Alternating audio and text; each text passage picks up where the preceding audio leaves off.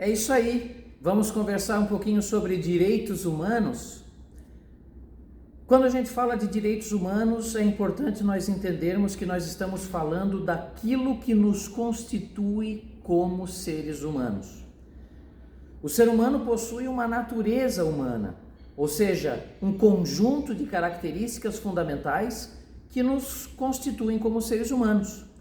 Nós não podemos ser confundidos com outros animais, com objetos, porque nós temos uma natureza humana fundamental, que são características que nos constituem como seres humanos. Aristóteles dizia que o ser humano é um zoon logicon, um ser racional, um ser que pensa, um zoon politikon, um animal social. Nós somos um animal que se comunica através da linguagem, nós somos seres que produzem cultura e etc. E poderíamos colocar aqui várias características fundamentais que nos constituem como seres humanos. E dentre essas características fundamentais estão os direitos humanos. Ou seja, eu só consigo me realizar plenamente como um ser humano se essas características fundamentais me são realizadas, digamos assim. Então, quando eu tenho um direito fundamental violado, significa que alguém está me privando de me realizar plenamente como ser humano. Os direitos humanos, que são universais, que são naturais, fazem parte da nossa natureza, devem ser respeitados em qualquer lugar do mundo, eles sempre existiram desde que existiu o ser humano, porque levando em consideração que os direitos humanos fazem parte da nossa natureza, do que nos constitui como seres humanos, desde que existe um ser humano, eles estão aí. E são universais, ou seja, esse ser humano está no Brasil, está nos Estados Unidos, está na China, está na Estação Espacial Internacional, está em Asgard, enfim. Se lá tem um ser humano, lá tem esses direitos fundamentais que devem ser violados. Ou melhor, que não devem ser violados, que devem ser respeitados para que o ser humano consiga ser um ser humano pleno, completo, digamos assim. Ainda que esses direitos fundamentais sempre existiram, que façam parte da nossa natureza humana, não significa que eles sempre foram respeitados ao longo da história. E quando nós observamos a história do ser humano, nós percebemos inúmeras violações de direitos e inúmeras lutas para que alguns direitos fundamentais fossem conquistados, digamos assim. E o ápice dessa evolução histórica dos direitos humanos é quando, no dia 10 de dezembro de 1948, a Organização das Nações Unidas, após os horrores do nazismo, os horrores da Segunda Guerra Mundial, os países se reúnem numa organização que vai se chamar Organização das Nações Unidas e criam a Declaração Universal dos Direitos Humanos, que é o ápice dessa luta humana para que esses direitos fundamentais sejam respeitados. Então, a Declaração Universal dos Direitos Humanos, que foi baseada lá naquela Declaração dos Direitos do Homem e do Cidadão, lá da Revolução Francesa, do Iluminismo, né? Ela é uma lista de direitos fundamentais que devem ser respeitados: direito à vida, direito à alimentação, direito a um trabalho digno, enfim, vários e vários direitos, né? E esses direitos fundamentais, que estão garantidos aí pela Declaração Universal dos Direitos Humanos e que a Organização das Nações Unidas tem realizado um trabalho constante de estimular os países para que garantam esses direitos fundamentais aos seus cidadãos, esses direitos algumas vezes continuam sendo violados e violados especificamente de alguns grupos.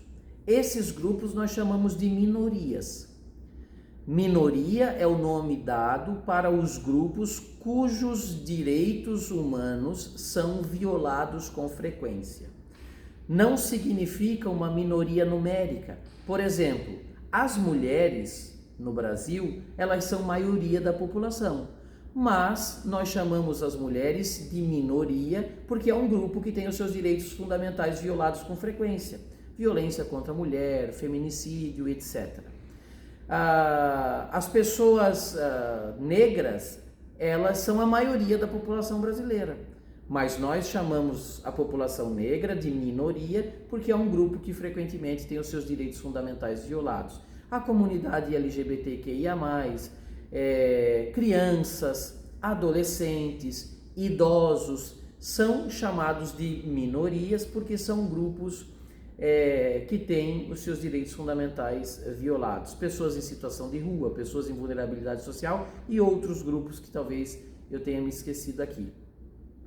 E chamar a atenção para os direitos das minorias é a essência da democracia. Afinal de contas, a democracia não é acatar as decisões da maioria, como se pensa. A democracia, essencialmente, é, muitas vezes, proteger as minorias das decisões da maioria, que às vezes não serão benéficas para todo mundo. E algumas decisões da maioria podem deixar de fora grupos minoritários, grupos que acabam ficando marginalizados, à margem dos direitos fundamentais. E eu, agora, preciso entender que eu tenho um papel nessa garantia dos direitos humanos. Ainda que muitas vezes eu faça parte de grupos que têm os seus direitos violados com frequência, eu preciso entender que às vezes eu posso estar violando os direitos fundamentais de alguém.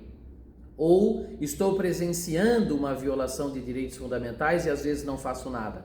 Então a reflexão aqui é: eu tenho um papel fundamental na garantia de direitos fundamentais do ser humano e eu preciso lutar para garantir não só os meus direitos, mas os direitos de todos os seres humanos, de todas essas comunidades de minoria, levando em consideração que no fundo, ao final de tudo, somos todos um grande grupo que é a raça humana, que é essa comunidade que vive nessa grande bola azul que nós chamamos de casa, que nós chamamos de planeta Terra.